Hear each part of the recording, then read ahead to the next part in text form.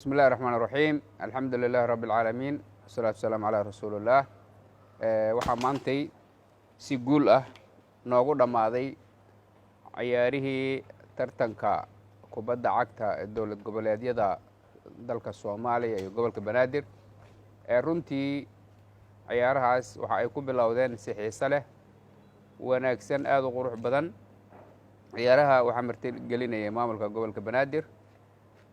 waxayna noogu qabsoomeen si aad iyo aad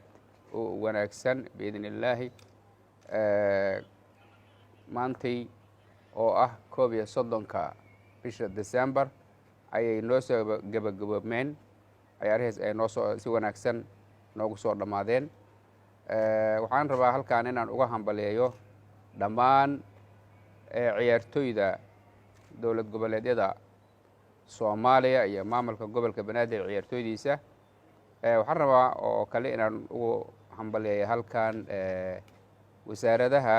isboortiga dowlad goboleedyada iyo guddiga isboortiga maamulka gobolka Banaadir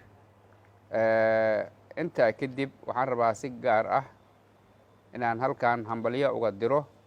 kooxda gobolka Banaadir oo ayadu ku guuleysatay koobkii tartanka kubadda cagta ee dowlad goboleedyada iyo maamulka gobolka Banaadir runtii dadaal badan iyo asluub badan iyo xirfad aqooneed ayay soo bandhigeen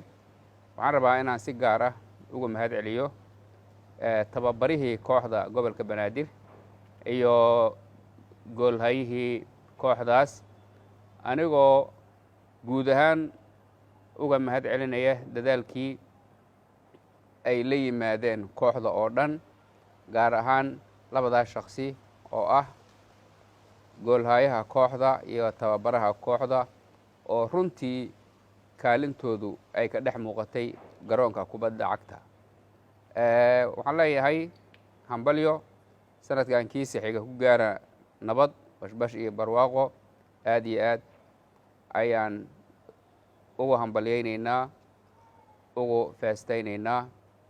guusha aad soo hoyseen haddii aan nahay reer Banaadir wabillahi tawfiiq wassalaamu calaykum waraxmatullah